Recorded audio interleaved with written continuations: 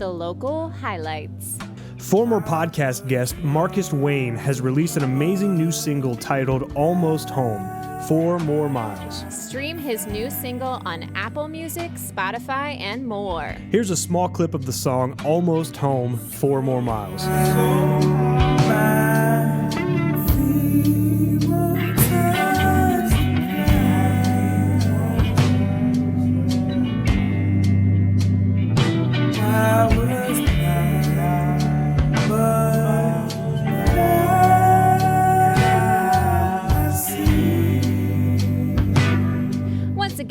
You can stream Marcus Wayne's new single, Almost Home, 4 More Miles, on Apple Music, Spotify, and more. Love sustainability? Columbus locals Emily Reinhart and Megan Rogerson have created a brand new online apparel store. According to these awesome ladies, they are giving pre-loved apparel a modern life. Check them out on Salvage Apparel Co. on Instagram. Their online store launches August 7th. Another locals veteran, Sammy Butler, released a beautiful new EP titled Anna. Her brand new EP is now streaming on all platforms. Here is a short clip of her song, Anna. No one's died, we're all just fine. So tell us your stories, take up our time. Once again, you can listen to Sammy Butler's new music on all streaming platforms. Now, on to the show.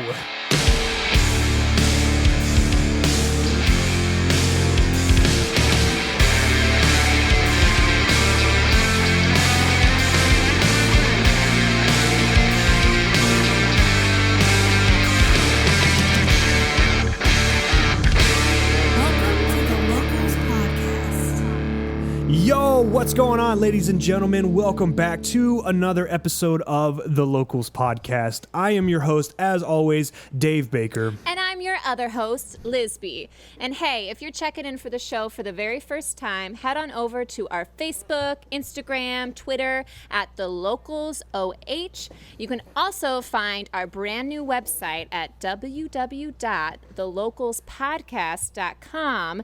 And if you are already a fan of the show, or by the end of the show become a fan, you can throw us $1, a bone, a hug at patreon.com/thelocalsoh. If you go to Patreon and you give us a hug, we don't want COVID hugs. Yes. So please, 6-foot hugs. That's what we want. Air hug. I'm just kidding. So this week is, we've got a guest all the way on the other side of the stinking continent right now. We discovered this artist. Actually, he reached out to us, I believe, and sent us his new record, and we took a listen, and instantly I think Lisby and I both were like, yeah, this is some good stuff. Let's have a conversation with this guy. For sure. So, Lisby, when you originally sent me his, because I think you were in contact with him first. Yeah. When you sent me his newest record, what did you think of it, right off the bat?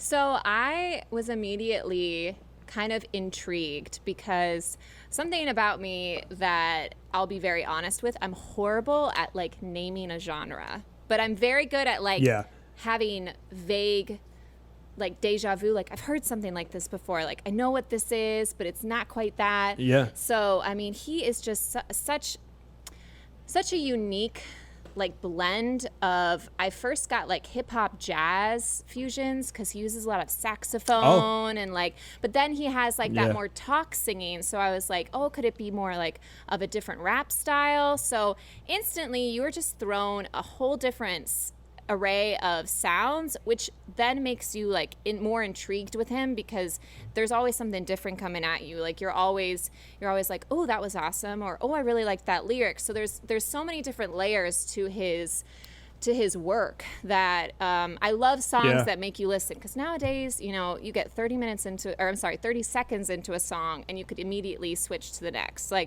I've walked so many miles when I was living in New York, just changing the song, looking for the one that I really wanted to listen to. And so that's why I think he's got something going for him, because he can pique your interest and keep it at the same time. Yeah, I would say so too. And you mentioned a saxophone part, and believe it or not, that song "Mental Note" was the first, not the first song, it's the second song on his track "Energy." By the way, we're talking about an artist called Kingdow. I don't think we mentioned him yet. But Kingdow has a brand new record called Energy, and when I was listening to it today, his second track called Mental Note is the one that stuck out to me the most. That's my personal favorite on the record. And it's one of those things. It's like he does this really cool, catchy hook, and then right after it, he comes in with this like almost completely random sax solo, but it doesn't feel out of place. It was just not expected, And it was one of those things that I'm like.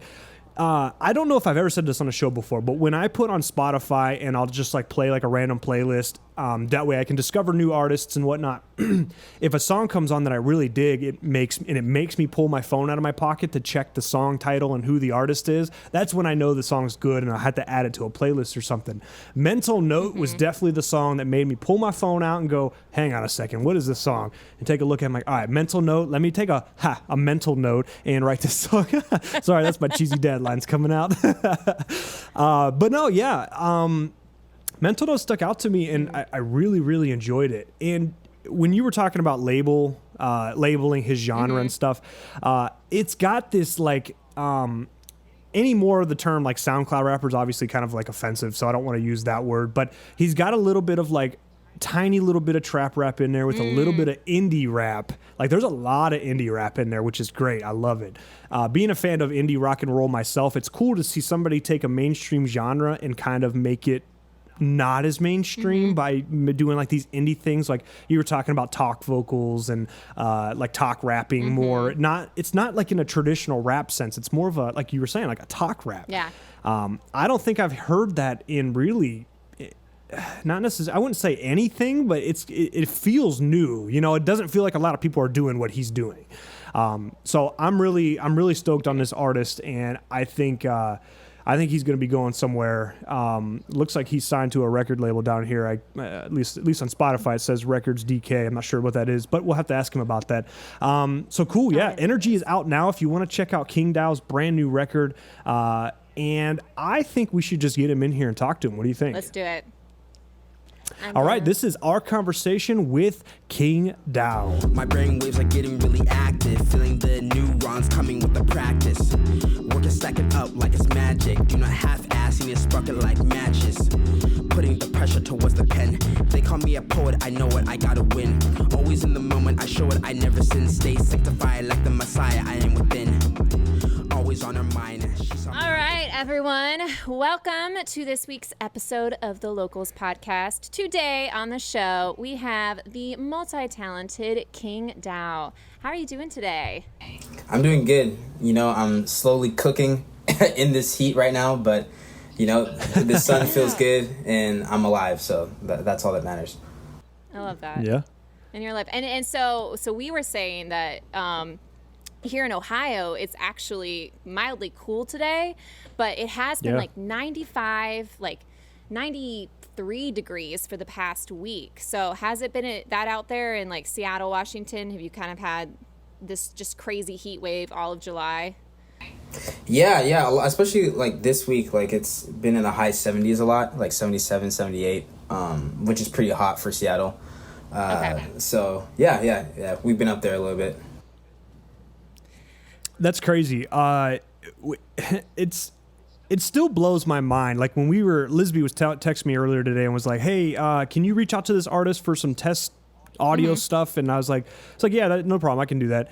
And that's when I was getting a hold of you, and she was like, "Yeah, he's like 3 hours behind us or something like that." And I'm like, dang, I always forget that's a thing, It's crazy that, like, in Ohio, it could be one weather and then just, it feels like you're just, like, next door or a couple states over, but you're not. You're actually a lot farther. You always forget about stuff like that. So I don't think this is our first episode with a guest that's not in Ohio, but this is our first this far out. Kingdow is our first artist from Seattle, Washington, where he makes all this great music at. And I guess my first question to you, man, is before we dive into your actual music and talk about the writing process and producing and stuff like that, what's the music scene out in Seattle like? I don't. Have you ever been in? You said you're friends with a past guest of ours, Marcus Wayne. Have you been in Ohio before? Like, do you know the area out here? Is it anything similar?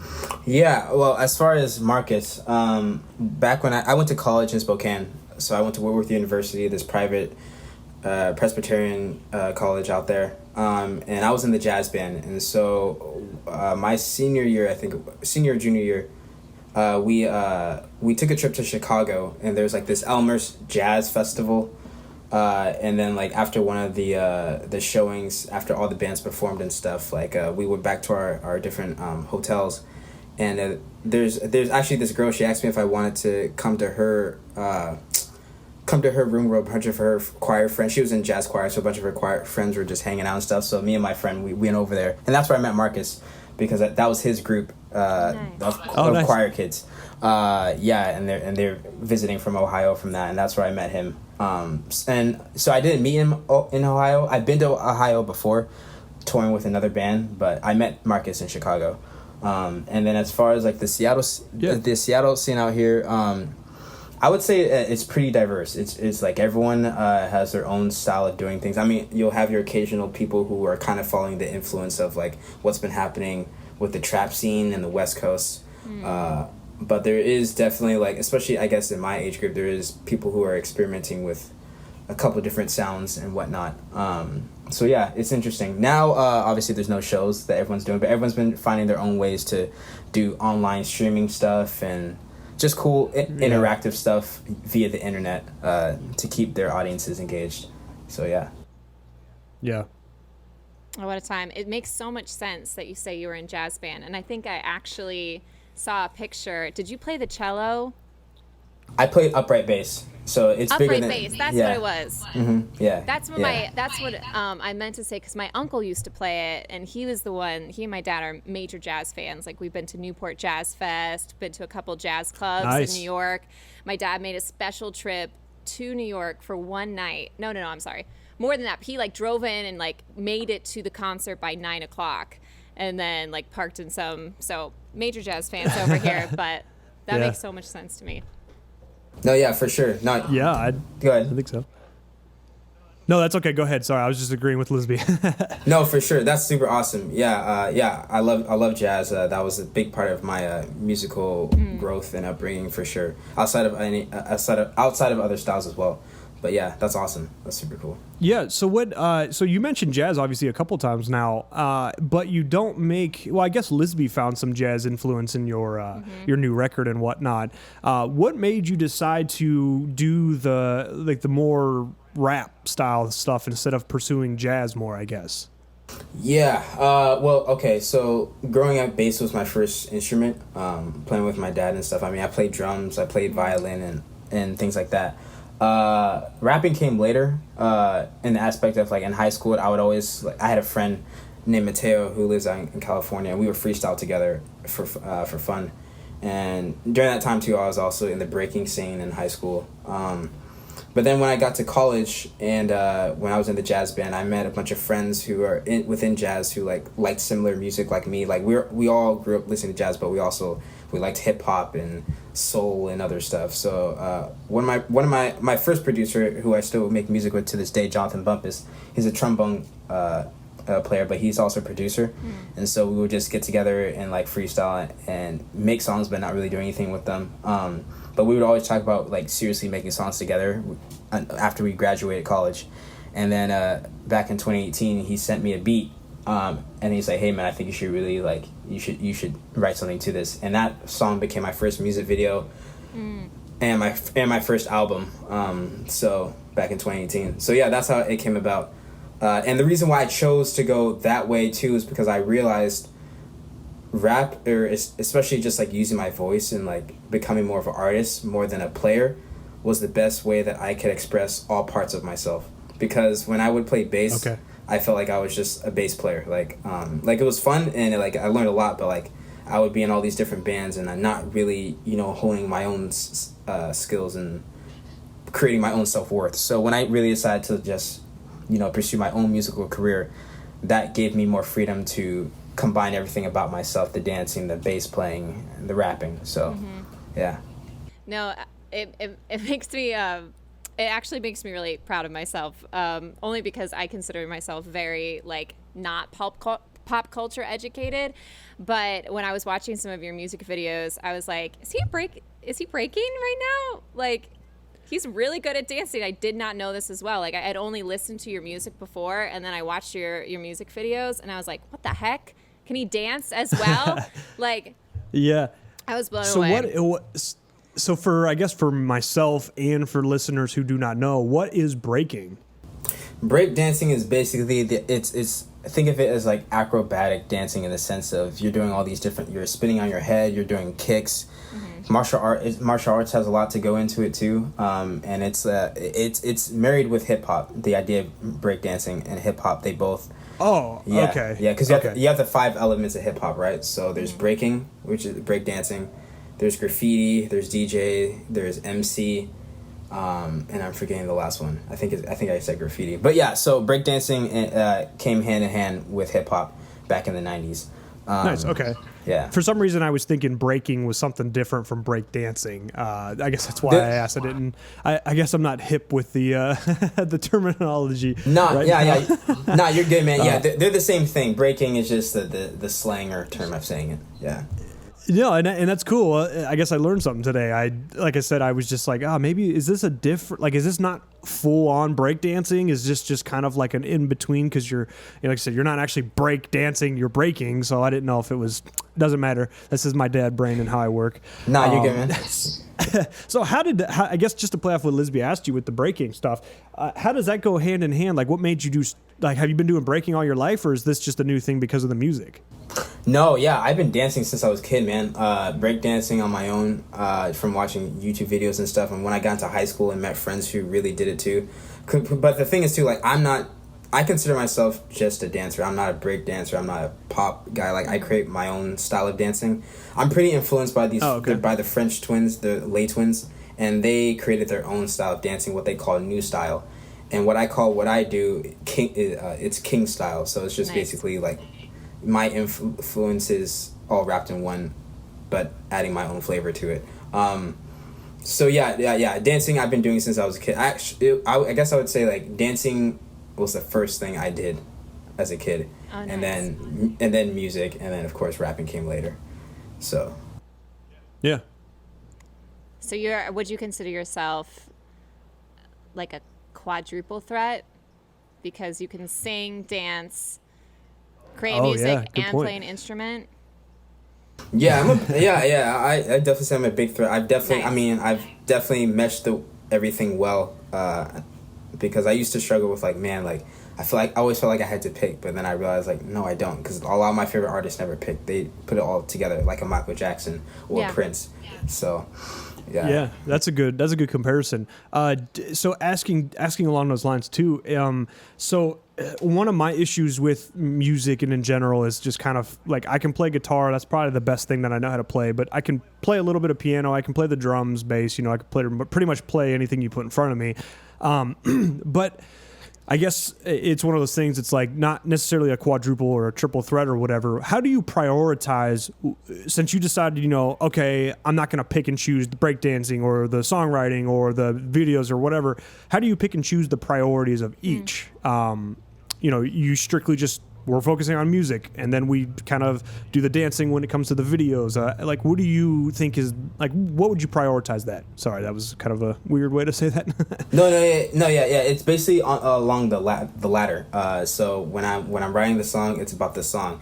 I'm not thinking I'm gonna write a song that I can dance to, because like the cool challenge for me is just like, first of all, just getting whatever the idea is for this song, and then the rest, as far as the dancing, other stuff comes later. So the song comes first, and then when it comes to the visual, it's like the concept. I always need to have a concept. It's not going to be like, okay, here's the video of me dancing randomly. There's a reason. There's a reason behind. As far as like my first earlier videos, there's a lot of like, there's always going to be some type of dancing, but like at least for those, that was me showing, hey, I do more than rap.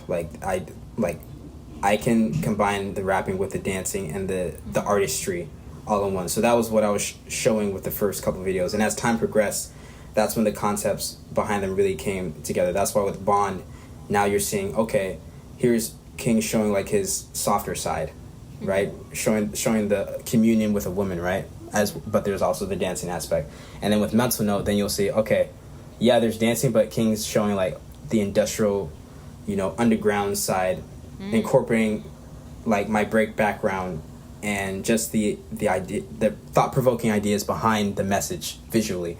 So there's always gonna so understanding that and realizing, okay, my fan base loves to see a lot of the visual dancing aspect. It's all about just continuing for me, like giving a message while also giving you guys the entertainment aspect as well. Because what I've noticed is that what a lot of these different artists lack is they're really good at giving you something super catchy, right? But there's never like a message that will make people want to come back. It's more like, okay, this is catchy, move on to the next hot thing you do.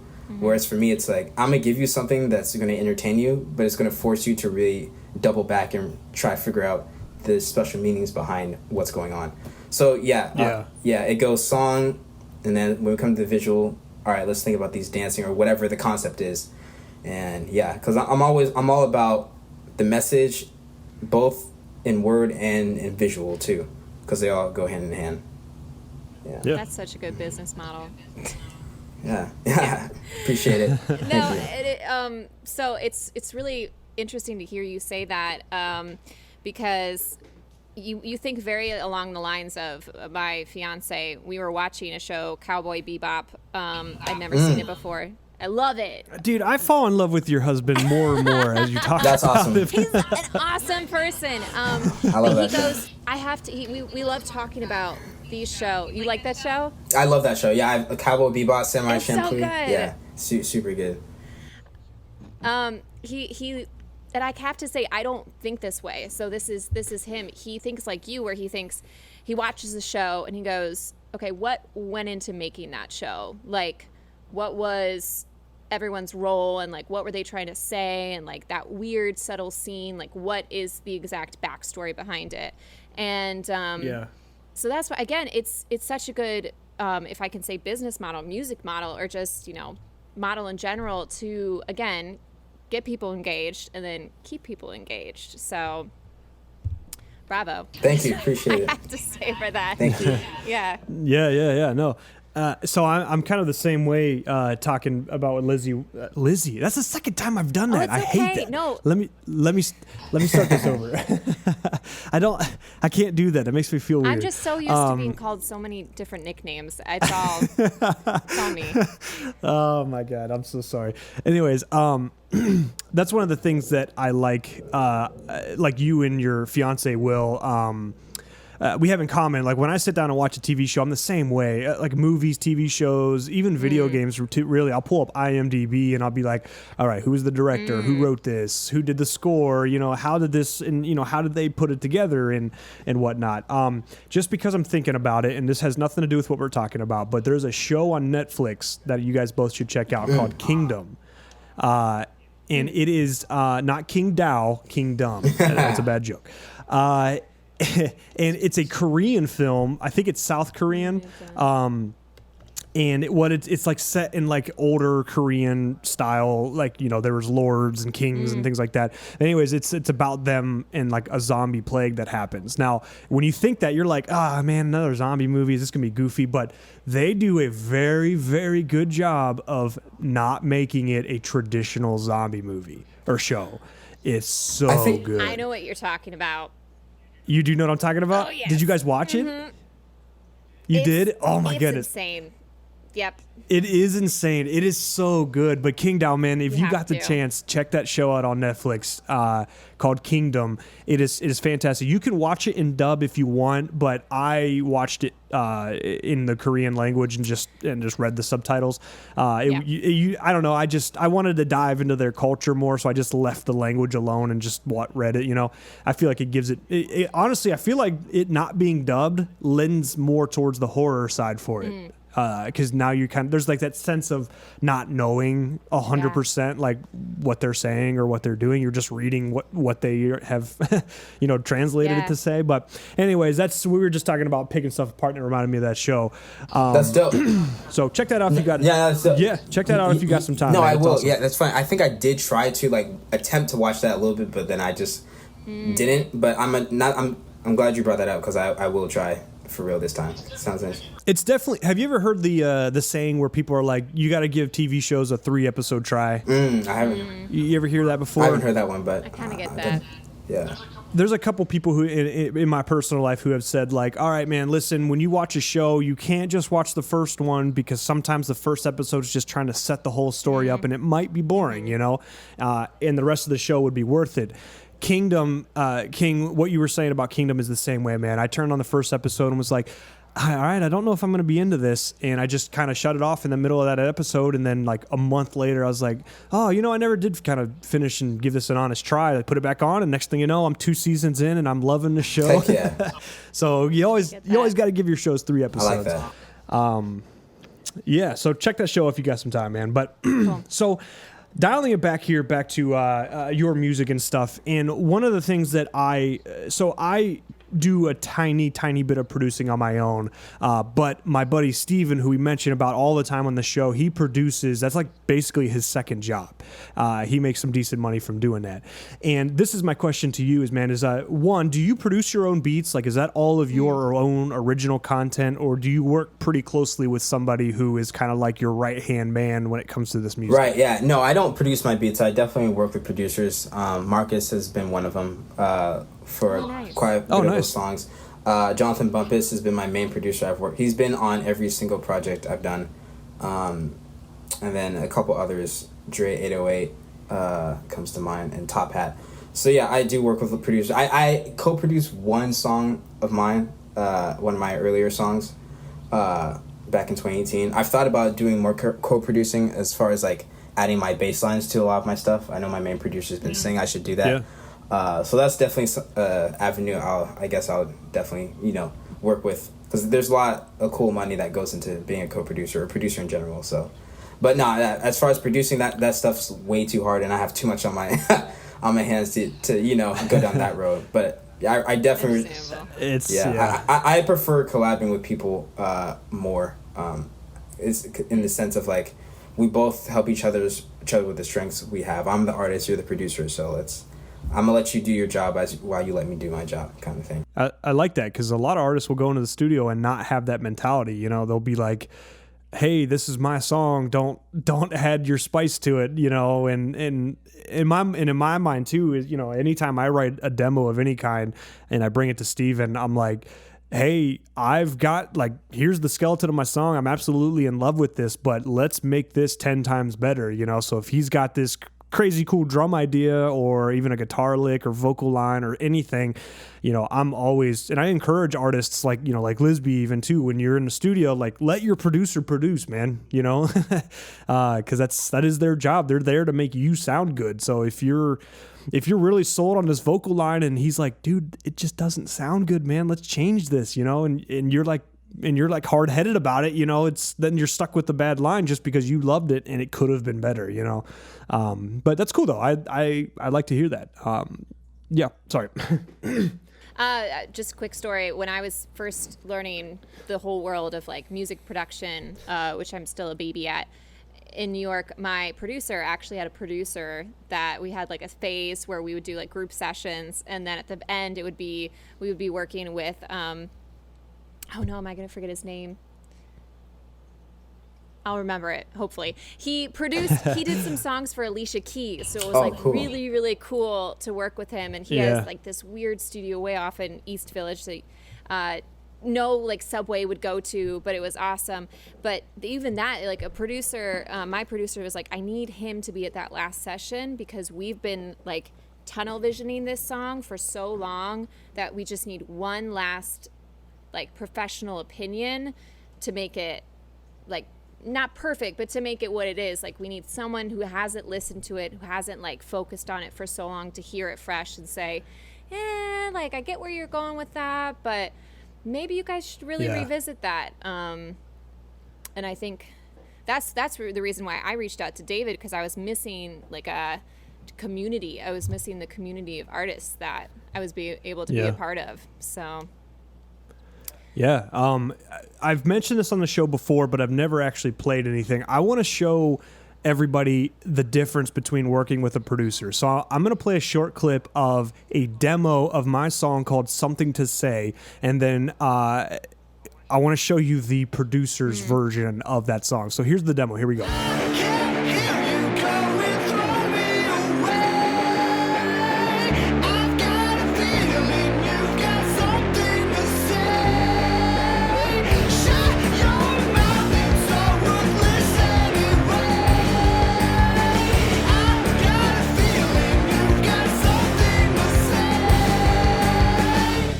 All right, and now this is what Steven helped me produce now. I can't hear you going, throw me away. I've got a feeling you've got something to say. Shut your mouth, it's so worthless anyway. I've got a feeling you've got something to say. So yeah, so my point is, it's like, you know, when you go, when you create this song, like King, when you're sitting at home and you're writing lines or rhymes or whatever, and you're like, you know, I'm sold on this beat or this melody or whatever, like just those two songs that I showed you is just a proof that producers can take, like. Now, mind you, the demo does sound terrible because it is a demo. You know, it was recorded in a basement studio by myself, and then. So I made it sound as good as I thought I could get it, and then I took it to him, and he just turned it into something completely different. And that's one of the things that I encourage people all the time is, you know, producers, let them produce, man. I agree, bro. I'm 100%. That's why I like, because like you learn something every time. I mean, like to those people that like can just, I mean, I have a friend. His name is Fresh C, and he lives out in Arizona, and he does everything by himself. He's an independent artist. He makes his own cover art. Produces himself, engineers, records. He does it all. Wow. And I'm super, but the reason, which is awesome, but the reason why he had to do it that way is because he had no one. He didn't know anyone. He had no connections. It was more off the strength of survival. So I understand that aspect. But if you do have people around you that are willing to like lend their expertise to you, use them, you know? And that's like, yeah. And there's a reason why certain people are meant to have others to help them within their frame and others aren't, just based off like what makes sense for them. So I'm super blessed and I'm super grateful and thankful for like every producer I've worked with, the engineer who's also one of my business partners, you know, my videographer, like everyone who's in my camp that's helped me to like take my ideas to the next level. I mean, obviously it will always start with me as the artist, but just to have those people that have these nuggets of like their own talents come together is a very beautiful thing. So I'm all about it. I'm all about the collabing aspect. Yeah. I feel like I want to jump back now to talk about your music video Bond, because I get that aspect of you when I hear or listen. Now I've seen these music videos of what you're doing, because I feel like And I write these questions just in case I have like a brain fart and I'm like, oh my gosh, what do I say? But I wanted to ask you, like, who are your collaborators? Because it does seem like such a multi-dimensional process, and it creates these awesome works of arts. But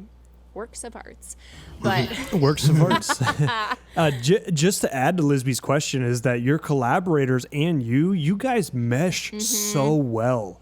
Like you're, there's a lot in your music that just like those people were put on this earth for Kingdow, and Kingdow was put on this earth for those dudes, you know. And your producers or for your videos and stuff, like it's all really good.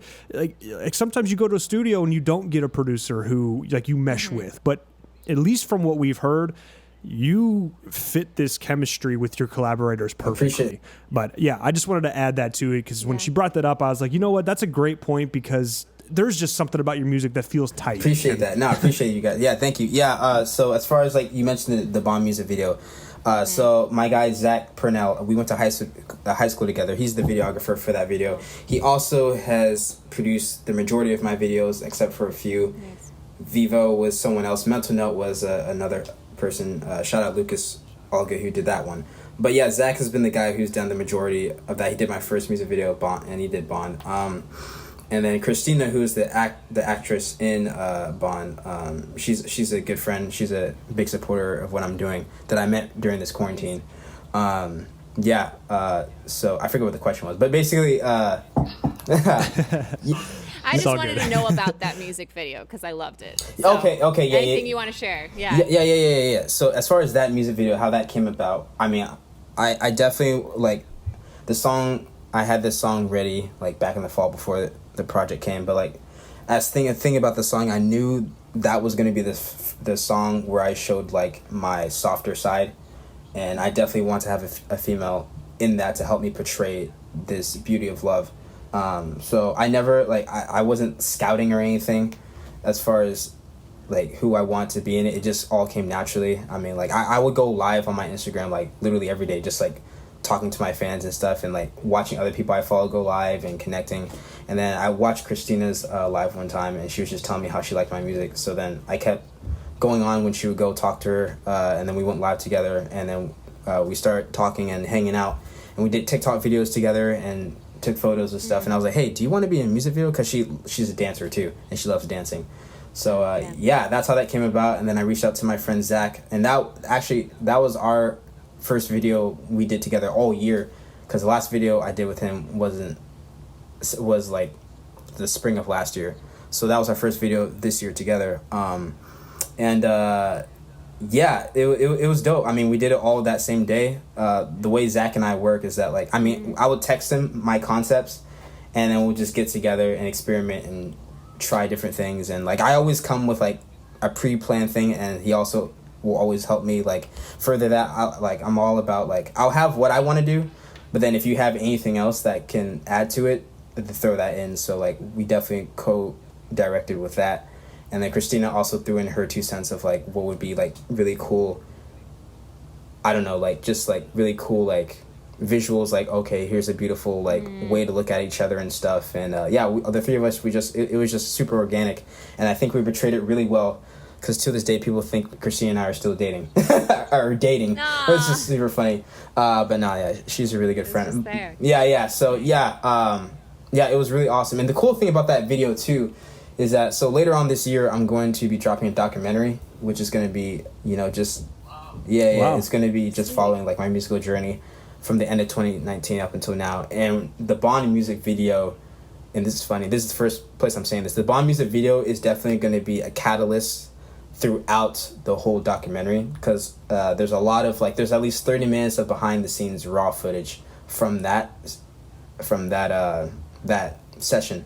And so basically the idea is to, especially with all this chaos too, just show like even though like 2020 is happening with the protests and the Black Lives Matters and all this craziness, I'm still doing what I need to do to like show that there's more love in this universe, and to still do what I need to do as an artist to pursue my career.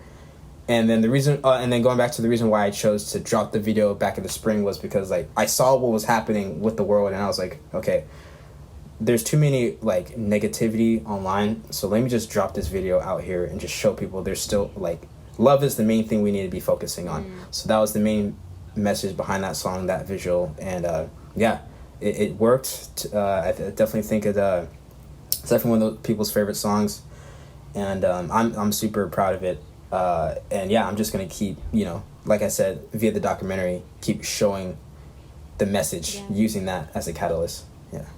Yeah, so the way that you talk about these songs in this video, you keep using words like love and comfort and things like that.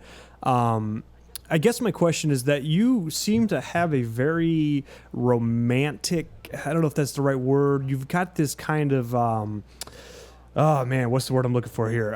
You've just got a very romantic vibe about yourself, where you're kind of like everything is about showing like in Bond, you're talking about, the touch of a woman, as you said, and like just love in general and things like that. Like, where does this positivity and this just need to show people love and affection and comfort come from? Is that just who you are? It's just who I am, and honestly, like I learned that stuff from my parents. Honestly, I mean, like my mom, like she's like, I can literally tell her anything. Like she's one of my best friends, and like I'm really close to my mom. So I guess a lot of it stems from that. I've really good relationship with my dad as well.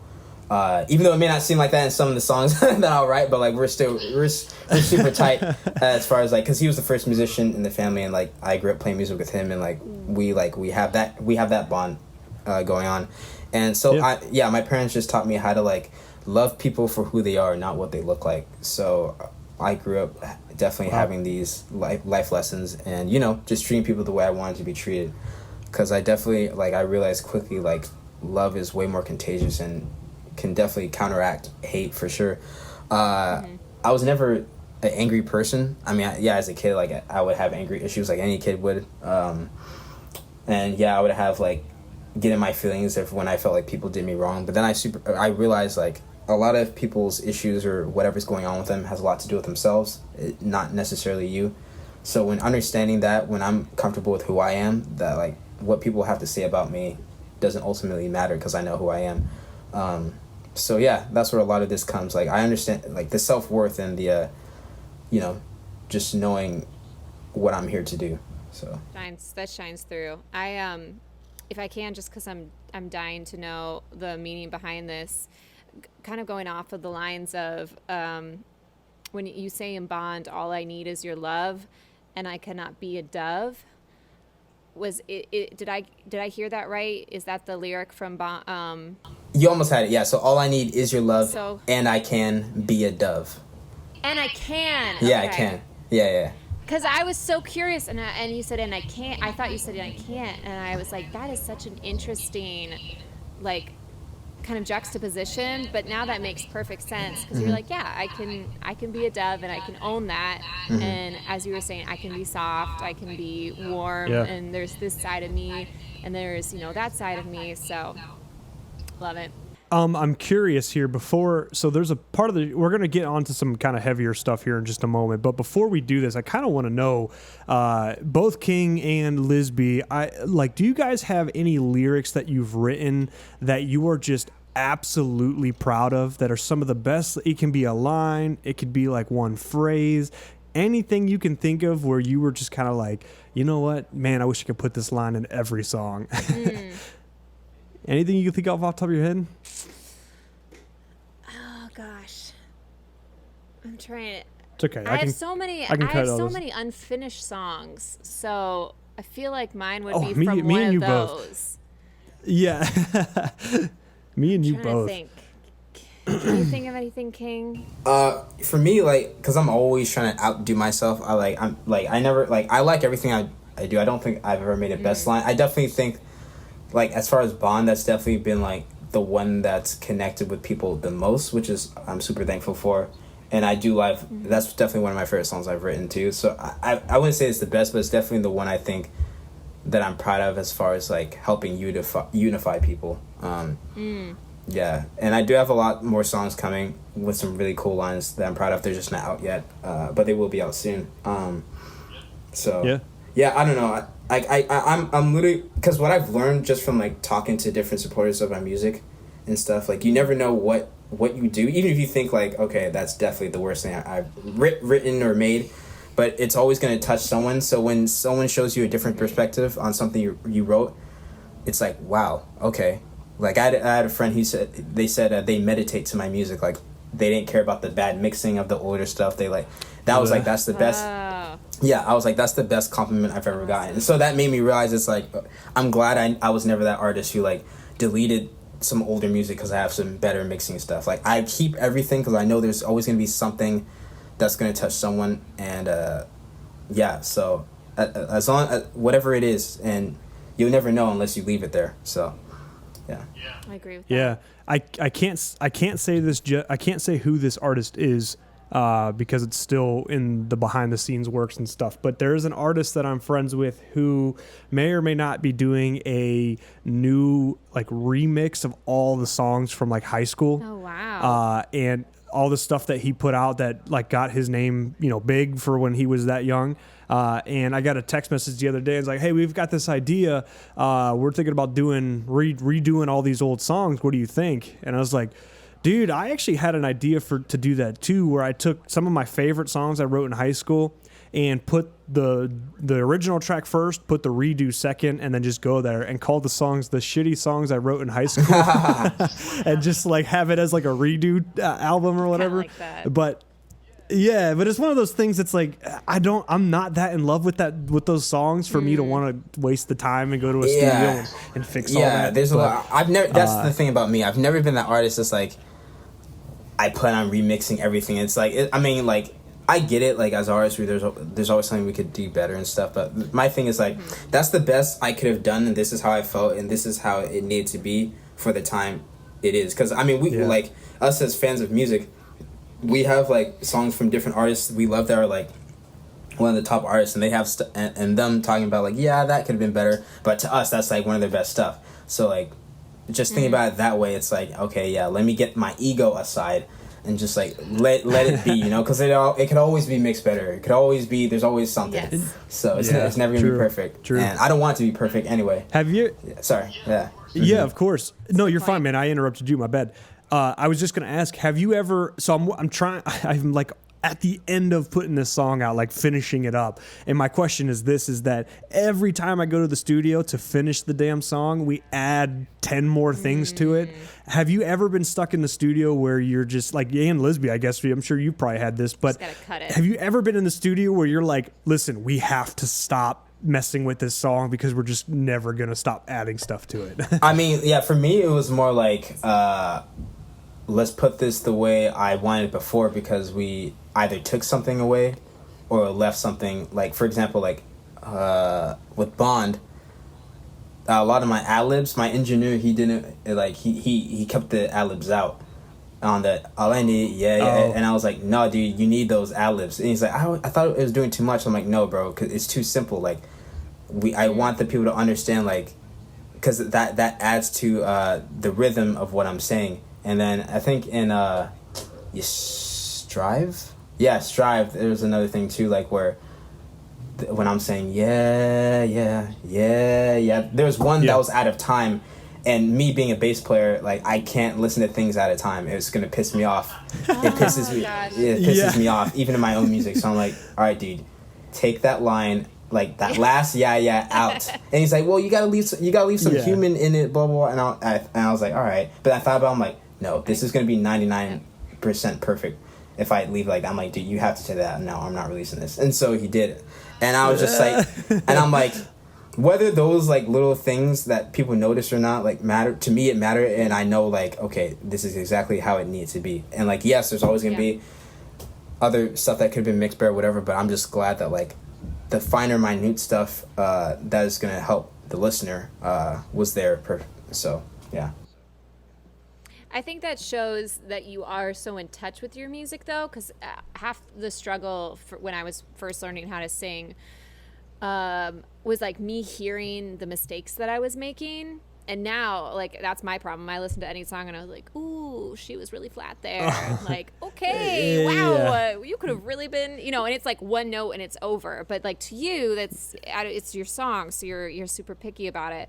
But the fact that, I feel like all three of us can say that we're able to find those minute details means that, like, you can always have room for growth, because if you can't find it, if you can't find those things, you can't fix them for the next song, or you can't have your own, like you said, he's like, you have to have some humanness in there. Like, I think it was Snoop Dogg, he's always kind of like off a little bit, but it's like what makes him awesome, because he's never quite like in the pocket, but it almost makes it more authentic and like unique. So I just think that's such an interesting thing. Anytime I talk to an artist, what is like your take? Like, for you, you're like, nope, it's got to be in time. Sorry. Yeah. Every time. And not happening. Yeah. Exactly. And the thing is, too, is like, I think as artists, we should always be adamant. Like, we're always teaching people how our time works. Like, I have a record that's going to be coming out with a couple of friends next year.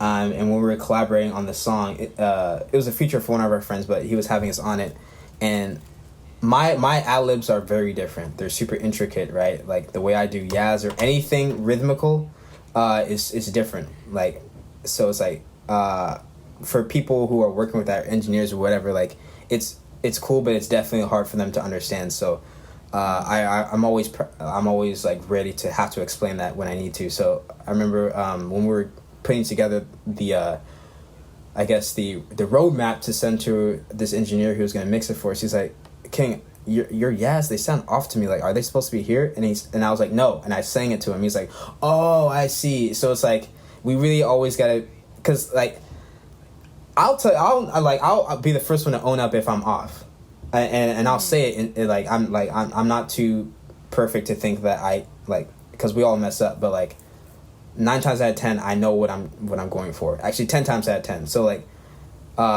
yeah, it's just a matter of like, because engineers, producers, everything with them is about like what rhythm makes the most sense. But like we're always creating new sounds and rhythms as artists. So just being adamant and just letting people know like, yo, this is where we're coming from. It has nothing to do with what you're used to hearing. So get used to it. You know what I'm saying? Like, so that's yeah. Yes. Yeah, that makes sense. Hey man, so listen, we've got a couple more minutes here before we end the show, and I didn't want to let you off the hook on this because I gotta pick your brain on this. So if you've been listening to the show now and you are still with us, I should say, we are going to be talking about the Black Lives Matter movement just as a heads up. So if for some reason that's not what you want to be into, now is the time to check out, I guess. But you said something the other day so you were doing a live stream on Instagram with another girl, and you guys were talking about the movement and everything that's going on. And you said something that I haven't heard yet, at least being said on like mainstream stuff like news and even in my, because I talk with people like every day about this, whether it be my wife or random family members or friends.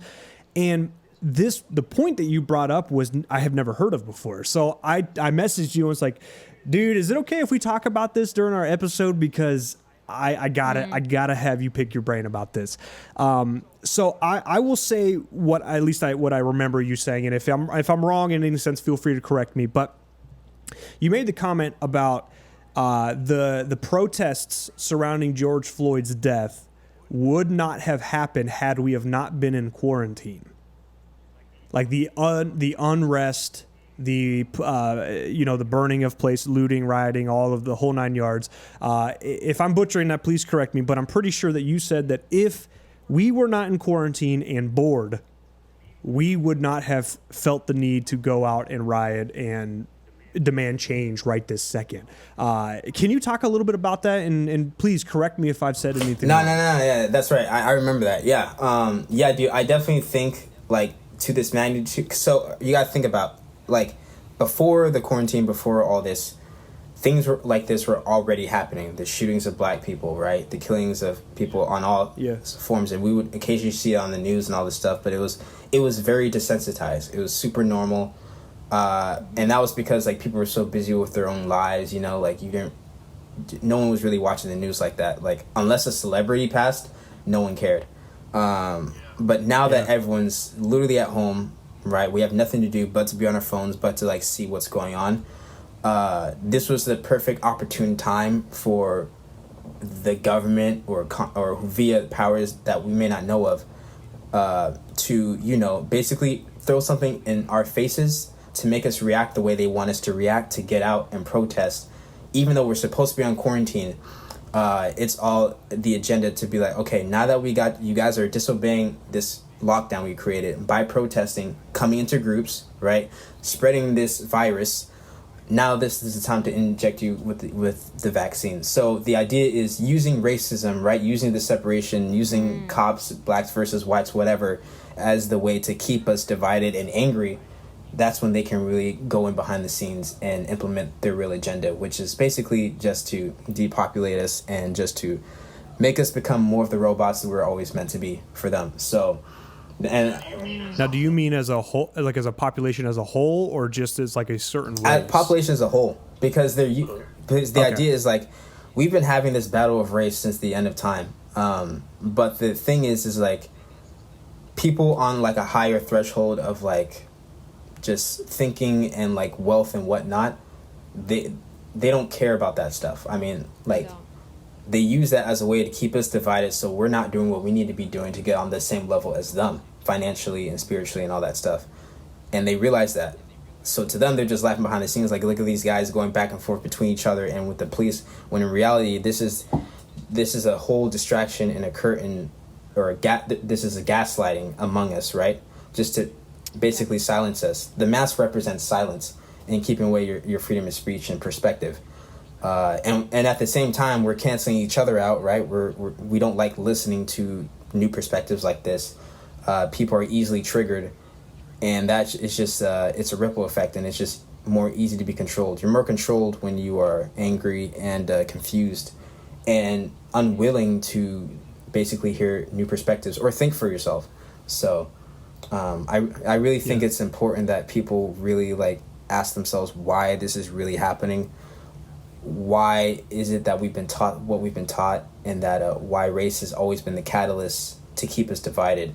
And why don't we try something different? Because what the thing is, like, they're scared of radical change. And when I say they, just the people, the elitists, they're not elite, but the elitists that have been in control behind the scenes, they like to use the race card to keep us going back and forth. So we need to like use radical change to scare them off, to realize like, yo, we've had enough.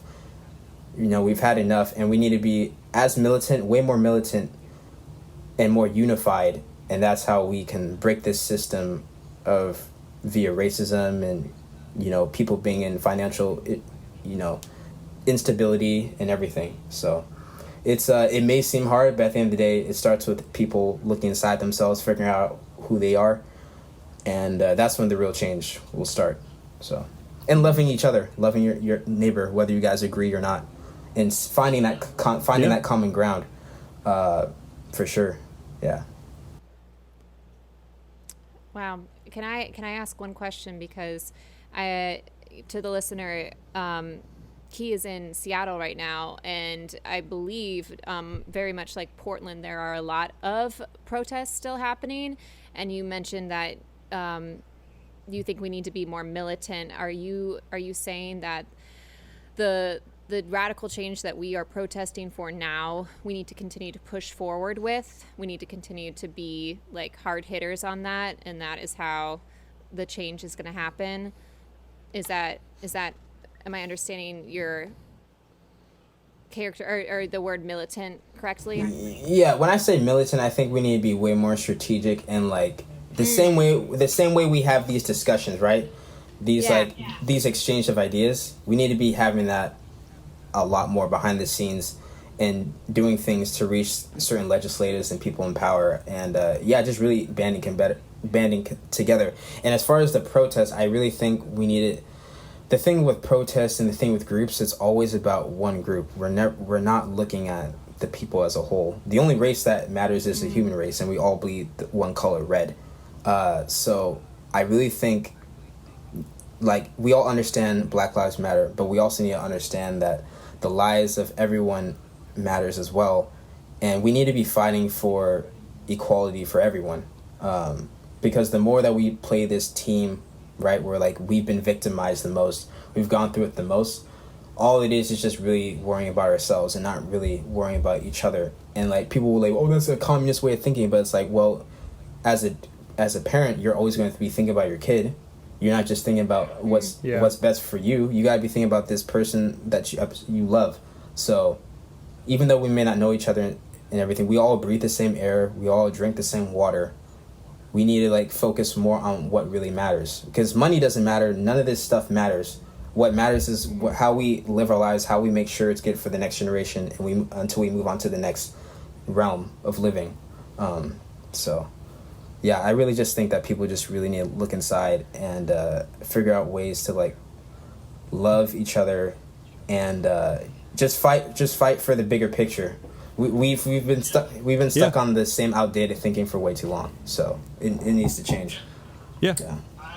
I would agree with everything you said. I do have a minor pushback. Sure. Yeah. And And I think that, you know, disagreements are always good, you know, for conversation. You know, maybe you can tell me why that this line of thinking is incorrect, or maybe I could change your mind. But anyways, I had a conversation with a coworker, and we were talking about, and if I've said this on the show before, Lisby, feel free to stop me. But we had a conversation where I was defending Black Lives Matter over All Lives Matter.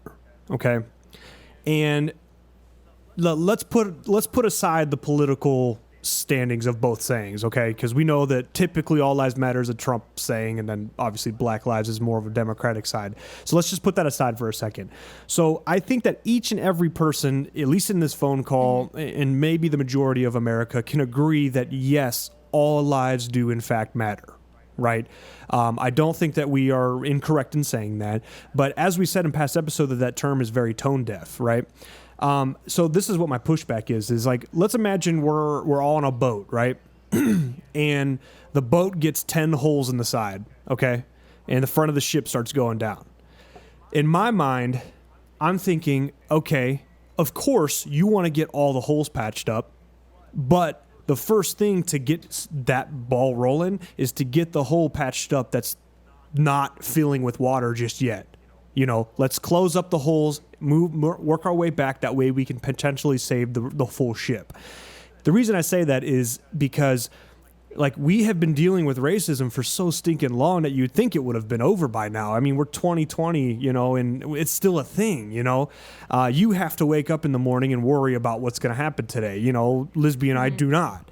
And that's one of those things. It's like, my argument was, let's focus on this first hole in this ship. Let's get the Black Lives Matter movement on some solid legs. Let's get them the financial backing, the legislating backing, you know, everything they need to get the Black Lives community on a pedestal that they can stand on safely. And then at least now, obviously this is more of a perfect world situation where like everything falls into place just right.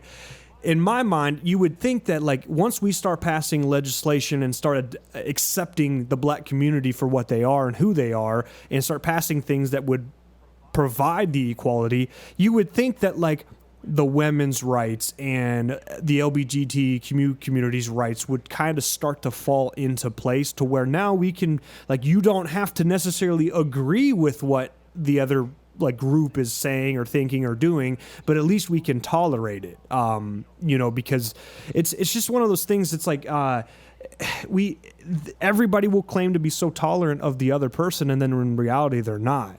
So, and again, please let me know your thoughts on that. It's just, in my mind, I'm thinking, all right, we all know that we got to save this boat from sinking, but we have to start somewhere. Let's start with this Black Lives Matter community first. What do you think about that? Yeah. No, and I hear what you're saying for sure. I'll use the analogy as like being an artist, right?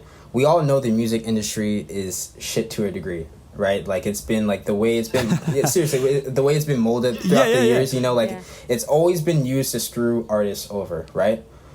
So as artists, it's always been our job, like, okay, we all know we love to make music. No one's going to want to give us a check or care about us because we make music, right? So what we need to do is create our own community, our own team, create our own energy and like fan base and our own just clout behind our name to make people care about what we're saying, right?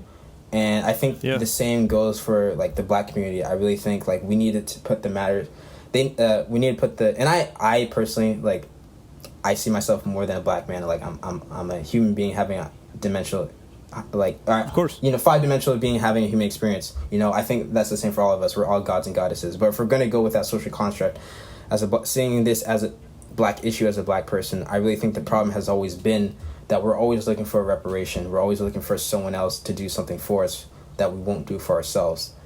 And I really think there needs to be more ownership for what we've been seeing that's been going on. Because if you notice, blacks kill more, and or it's just statistically proven, all groups kill each other more than a group outside of the group. And so there's been more black killings than police killings with the black community. It's just that it's publicized more when a cop will kill a black person. So with that being said, we need to address, like you said, using the holes. We need to address the holes within our own community and take ownership and, you know, do what we need to do, create our own businesses, stop buying into the dollar, because like there's this statistic that the black community makes up 13% of the American dollar. So we need to either take our dollar back and just like, create our own power. If you look at the Jewish communities, all these different communities have done that, but the black community has not. And there's always that, I don't want to say excuse, but there's always the pushback that, we've had the most taken from us. How do we know we were slaves? In the aspect of like, how do we know that, like, we've always been taught in school that we were slaves first, but we've never been taught that we were kings and queens before this stuff. The idea of history is that it's his story. So whoever wins whatever battle gets to recreate history and fabricate it, So it really takes for people to really dive deeper and realize like, okay, I mean, there may have been slavery for our in our ancestry and other people's ancestries, but that's not where it starts. It starts as we're us being gods and goddesses. So we just need to really tap back into that idea of, creating our own communities and whatnot. And that's how we win. We've been sitting on our asses too long, if you want me to be frank. And that's why you'll never find me complain about anything. My dad, it's funny, I was talking to my dad earlier. He's like, King, are you going to vote? And I'm like, I'm not, no. And he's like, well, don't complain if things don't happen. I'm like, do you see me complaining? What I'm doing is, for me, the way I choose to make a statement is by creating different controversial videos or talking to different people within my communities and using my art to show a better way. Because we all think we're doing something good when we put a mask on or do a vote, but it's like, what are you really doing in the field of your community to like take the further step to like build it up? Mm-hmm. So that's what I'm about personally, because we can keep playing the game of the voting or the just buying into whatever the thing is, but that's just another way for them to be like, okay, let's make you feel good about yourself without telling you guys that, yo, you should be like owning your own stuff. So that's what I'm about, and that's what I try to tell people all the time, through my music, through my lives and through my social media posts, that like it all starts and ends with you. No one's coming to save you, and once you figure that out, that's when you really discover your true power. Yeah. And go ahead, Lisby. well, I was gonna say I can completely get behind that, and I think what I take away from what you're saying, because I think some people, and maybe myself, I'll be very brutally honest, like I'm quick to see someone without a mask on and be like, do not care about people. And then I find myself accidentally with my mask down, walking by someone and then thinking, oh my God, I didn't have it up. Yep. And, obviously I will say I strive to be very much like you, King, just as kind and as loving to as many people as possible. But I do get caught up in the duality that we like. We like two choices. We don't like three choices. We don't like four choices. We don't like choices in general. We want to be told what to do, all of us as human beings. And I think my challenge for myself is to keep, as you said, find my truth. Know that I support everybody, and I want to get up off my ass and support the Black community and to support minorities in general, because, that's what I think I should do. I think that's what a lot of people should do, but it does start with me. Like, can't just post something on Instagram and be like, oh, it's on my story, done my little checkbox for the day, and then like, as you said, in the field, in the real world, go out and not challenge myself. So, I mean, I could go. Well, and that's I know you could literally do this all day, and I think that's what, because Lisby and I have had phone conversations that go on for half hour, 45 minutes to an hour, where we are like as King was saying, trying to build a community with the Locals podcast about not only just praising artists like Kingdow, but also trying to support the community as well. So it kind of stinks that we have all these crazy ideas. Like, for instance, back in the beginning of the year, we were going to do the Locals live and donate all the proceeds to a mental health facility. And Lisby and I were talking about, maybe we can do some like food bank stuff or outreach program. We can involve the name into some different programs to where we can walk the talk, and it's Lisby, I completely agree with you. It's there's so many times where like you'll be out in public and you go to Walmart and you see like a dude not wearing a mask and you're like, oh, well, you're clearly the Trump supporter, when that might not be the case. Yes. Yeah. And as it might not be the case. Sorry, I didn't mean to interrupt you. I'm just agreeing because it's going back to what King said. I'm not a huge conspiracy theorist, but I'm also trying not to be oblivious to how we are controlled as people, because they like boxes, they like putting us in boxes. But I need to be more brutally honest with myself that I am so quick to make biased opinions, unconscious biased opinions. And then, and I think, again, going back to what you said, King, just being honest with yourself, knowing what you want, and then you have to do it. You have to start. It's like if we all want the earth to survive, it doesn't start with being perfect, recycling people, and being perfectly sustainable, but it starts with being sustainable, doing one thing a day that you compound upon to get to your ultimate goal. So exactly. I'm all about just moving with action, less talking. There's a reason we have 2 ears and 1 mouth, and we have 2 legs and 1 mouth. So that's a good way to put it. I mean, if I'm going to be 100% honest, I mean, this is like, King, if you've got some time, maybe later this week, we can do a whole separate talk just on Black Lives Matter movement. But there is, I don't know, maybe we can set up a live we can set up like a live chat where we just kind of talk about this. Instead of like releasing just a separate episode, we can just get on like Instagram Live and we can talk more about this. But because you said in your long like rebuttal to one of our questions, you said so much there that there's a lot that I could agree with and there's a lot that I can push back on. But if I sit here and say like, hey man, you said this one thing that I want to push back on, we could be here all freaking No, I love it, bro. And this is what I live for. Yeah. Like these conversations, man. This is where we really are getting down to what really matters, And like, of course, because like these are. No, go ahead, yeah. No, yeah. What really matters, and just really going deeper than like what we've been taught. Because at least what all three of us are saying is just stuff that like people are like, whoa, you can't be that. But that's how you really break the matrix, and you really just like help people get to like a deeper level. For sure. Why are we wearing a mask in this 100 to like 180 degree weather when we know that's bad for our respiratory systems?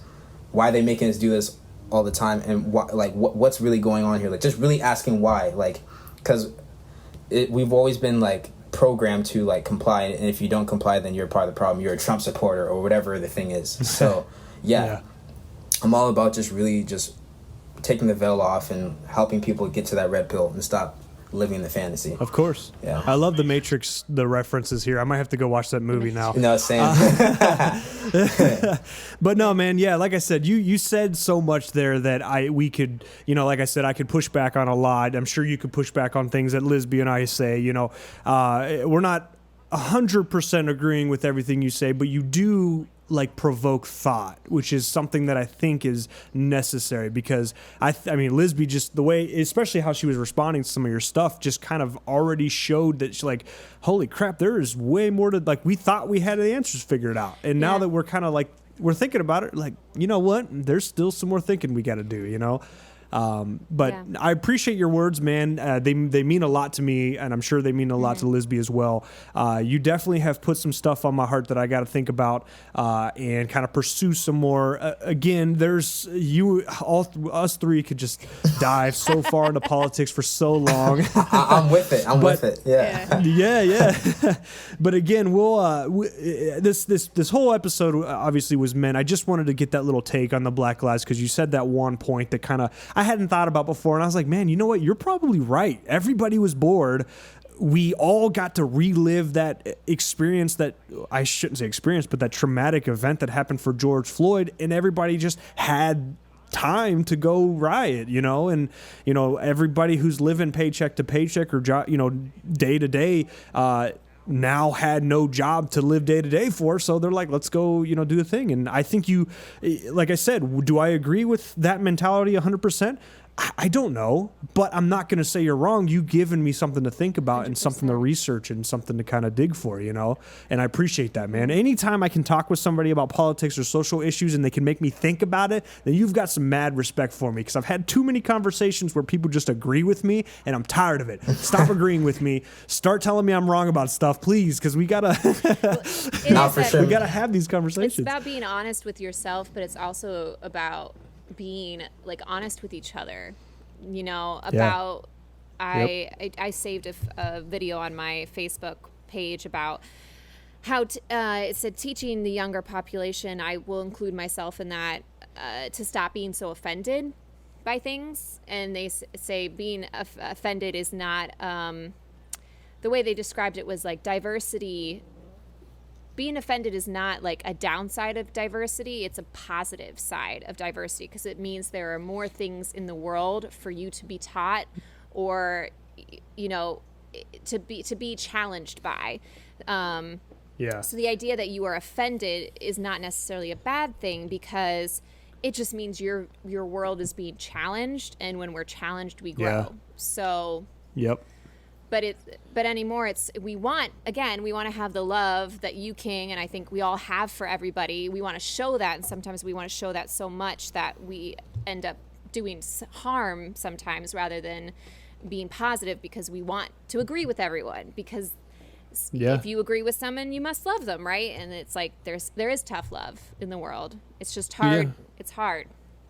It's hard. No, for sure. Yep, and then when them hard questions do come around, and you both like have two different opinions on it because you've agreed the whole time, now it's like you're going to compromise what you really think about the situation just to fit that person's mold. You know, that way you don't ruin a friendship or a family relationship or whatever. But yeah, I mean, man, like I said, you've said some great things today that I think all of us listening, and even with the Locals podcast, we can think about. I definitely think maybe we should set up a time to do a special like Twitch live where we dive into this a little more, because I do like your thoughts. I do like some of the ideas you have. I think that, you know, you could teach me a thing or two, and maybe I could teach you a thing or two. So hit me up on Instagram, or you got my number now. You can text me whenever you want, and we can set something up. Super but down. listen, man, thank you so much for coming on the show. We really appreciate it. Before I let you go, is there anything you want to say to the fans, to us, to like anything else you want to say before you go? No, for sure. I just want to say thank you to you and Lisby for just having me. This was super fun. It was definitely the best way to end this month as far as podcasts and interviews I've been doing. Thank you for letting me speak my truth, and, you know, just give some thought-provoking ideas for people that they may not have heard of, or they heard before that they're just too afraid to think on. So and I definitely look forward to, you know, be on here again, or doing a Twitch thing like you said, for sure. And to the to fans and everyone, I appreciate every single one of you. I have a lyric video dropping later this week to the last song on my project. Transmute is the lyric video. There will be a new project in the fall. There will be a documentary later this year. More music, more cool features with artists I respect. So yeah, just be on the lookout for all that. And I'm just super excited to share everything with everyone. Awesome, man. If how can people find you if they want to check you out? Yeah, I'm on all social media platforms. Kingdow, Kingdow. Instagram is that with a 1. Snapchat's just Kingdow. Twitter, Kingdow Music. YouTube, Kingdow. Spotify, Apple Music. It's all Kingdow. And then I have my Facebook page, Kingdow8. And then I also have a website, kingdow.org. We'll be selling merch on that soon, so be on the lookout for that. Nice. And so I'm out there. I'm not hard to. Awesome. I'm easy to find. Yeah. Perfect. Awesome. Yeah, I think you definitely found us pretty easily. And again, I got to give a shout out to Marcus Hood for that connection there, man. He's next level, dude. I love Marcus, man. He's cool. He sent us a new single, which we're super stoked about. There should be a spot in the beginning of the show here. We're going to show off a little bit. Cool. So go back and check that out if you haven't. All right, man. So listen, we always end the show with the song, and I think that we are going to end with the song Strive. So for all of those listening, thank you so much for checking the show out. And here is a song by Kingdow called Strive.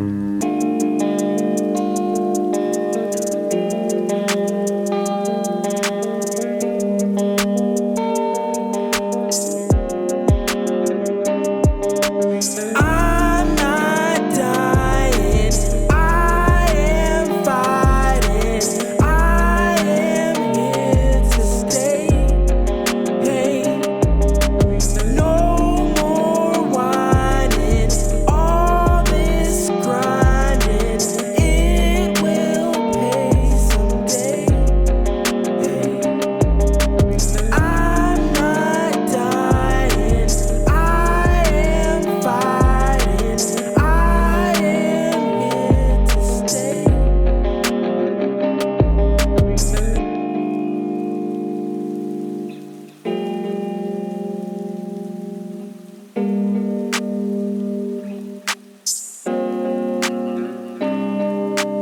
I'm not dying, I am fighting, no whining, I'm here to stay. I'm not dying, I am fighting, no whining, I'm here to stay. I'm not dying, I am fighting, no whining, I'm here to stay. I'm not dying, I am fighting, I am not dying, I am fighting. I'm not dying, I am fighting, no whining, I'm here to stay. I'm not dying, I am fighting, no whining, I'm here to stay. I'm not dying, I am fighting, no whining, I'm here to stay. I'm not dying, I am fighting, I'm not dying, I am fighting. Had enough. All this daily struggle, it's been adding up. Family not together, now that times are rough. Bad enough. Daddy's daily bitching, he just won't shut up. Fuck is up. Mama went and left daddy, she had enough. Kinda sucks. Guess I cannot blame her, but my God, what's up? Times are tough, just like every but family that can't stay up. This so abrupt. Where is the trust? Where is the love? Stereotype, can't we get the shit right? We want the good life, but we can't even unite. I'm trying to understand, Dad's not acting like a man. I love him, but damn, this is ruining the plan. It's all a new tone when you watch him while you grown. The parents that you've known, parting ways, no love zone. I guess it's up to me and music gotta be the ones to make them see how to hold a family trait.